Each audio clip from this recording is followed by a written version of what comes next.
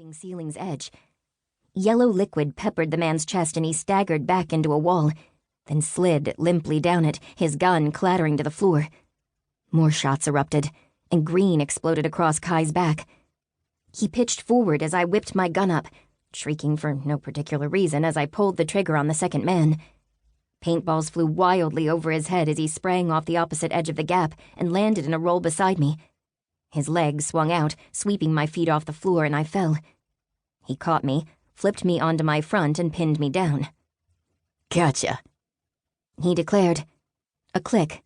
Kai, lying on his side 3 feet away, aimed a black pistol and pulled the trigger. Pop, pop, pop. The weight vanished off my back, followed by the crunch of a collapsing body. I lurched up and grabbed Kai's arm as his aim wavered. "Kai," I gasped.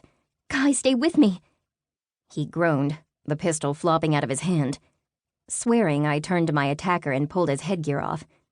Ezra grinned hazily, his chest splattered with yellow. "I knew it was you," I complained. He caught my arm, mismatched eyes widening in emphasis. "Tori, avenge me." "We're on different teams, Ezra."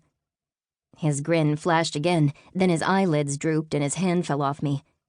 I gulped back a wave of anxiety. Mythics took paintballing to a whole new and extreme level, and I wasn't sure I liked it. It was downright alarming. Grabbing my gun, I crept to the window and stuck the weapon outside, dangling it by the handle. "I surrender!" I shouted as I dropped my gun to the ground. A hidden enemy wolf whistled. Rolling my eyes and ducking back inside, I picked up Ezra's paintball gun, the hopper heavy with ammo. Oh yeah, baby. I put my back to the wall beside the window and waited, ears straining and an evil smile pulling at my lips. When I heard steps rasping across the dirt, heading toward my window, I sprang out from behind the wall.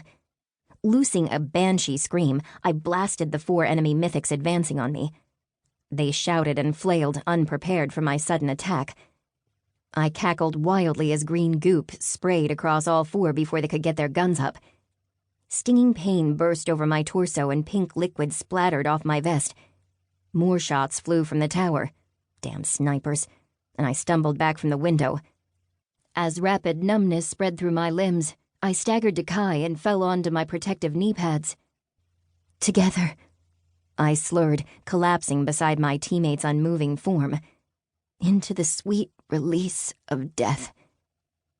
The next thing to penetrate my awareness was cold liquid hitting my forehead. I gasped and got a mouthful of something horrifically bitter.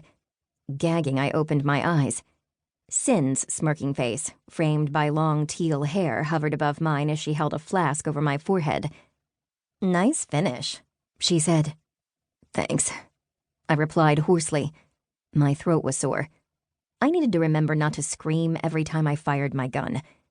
As Sin pulled off Kai's headgear and poured the antidote on his face, I pushed myself onto my elbows. Ezra was already sitting up, his headgear beside him as he tugged his gloves off. His dark brown curls were tangled and damp, his forehead beaded with Sin's potion. "You were fantastic," he complimented, smiling broadly. "I hope we're on the same team next time." I didn't know if it was the smile, the compliment, or his smooth-as-silk voice, but my stomach fluttered like a drunken butterfly. Damn it. "Where's Aaron?" Sin asked as Kai stirred awake. "Upstairs," Ezra answered. "Kai got him. Usually I'm the one with stealth issues." Chuckling, Sin wandered off in search of the stairs. "Tori." Sierra's head and shoulders appeared in the empty window frame, her blonde ponytail splattered with green potion. "I can't believe you did that." "Did what?" Ezra asked. The apprentice sorceress glowered at me. "She called out that she surrendered and threw her gun outside, then fired on us when we moved in to capture her." Ezra blinked, then burst into laughter. My innards did another dumb somersault. "It's not funny," Sierra burst out. "It was underhanded and dishonest and something you should have expected." Andrew, the 50-ish-year-old team leader, stopped beside her, framed in the window. He pushed his goggles on top of his head. "That's exactly the kind of trick a cornered enemy might pull." I tried not to look too smug. "But